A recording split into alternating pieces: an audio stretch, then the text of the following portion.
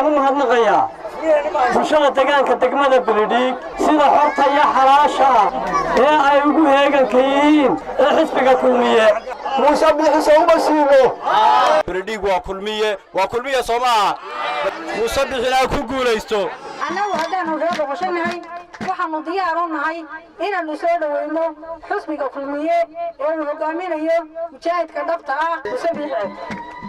annagu hore waxaan ugu abtirsan jirnay kulmiye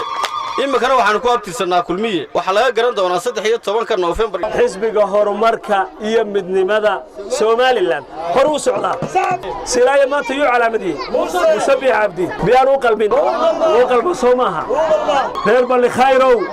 maalinta asil kala baxayo waa 13 November reer Beledhig waa hooyadii kulmiye waa asaasayaashii kulmiye madaxdii kulmiye waliba xisbigan waxa laga hayay weeyaan maayo in fartiina iyo codkiina ay meel kala marisaan midku kalsoonahay musharaxa mudane Muuse Biixi Cabdi iyo ku-xigeenkiisa Cabdiraxmaan Saylici in aan ahayn inaydan codka siinaynin anigu kulmiyaan ahay kana tagi ma weligeena wala haan doonaa kulmiye waa xisbigeeni tacab badan baanu gelinay tacabkeena khasaareeymayno waxaan halkan ka maqlayay reer Beledhig oo lala dardaarmayo anigu taa kuma ogeyn waxaan ku ogaa meesha ay maraan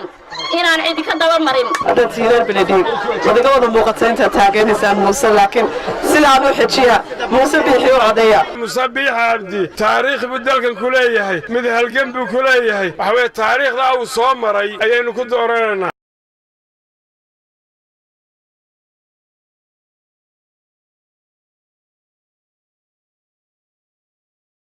waxaan ku baraarujinayaa reer Balli Khayr inaad codkiina iyo cududeyna isla garab taagtaan xisbiga kulmiye inaad mar kale u codeysaan xisbiga kulmiye waxaanu joognaa gabagabadii ololaha doorashooyinka maalin kaliya inoo hadhay maanta waa maalintii lixaad waxa weeyaan inta kaliya inoo hadhay marka laga saaro maalintaad ololaha inoo harsan waxa weeye maalintii cod bixinta waynu ognoo degmadan dad badan baa runtii dibadda kaga maqan ta kaliya aan maanta idin farayaa waxa weeye in la ogaado dadkii degmadan ka qornaa ee kaarka ka haystay halkay ku sugan yihiin gudoomiyihii xisbiga musharaxa madaxweynaha Muuse Biixi Cabdi waa kii maalintii hotelkeena la joogay dhoqshay meel looga warramayo maaha mashaariicdeeda iyo waxa uu qabsoomay iyo waxa ka maqan buu oogiyay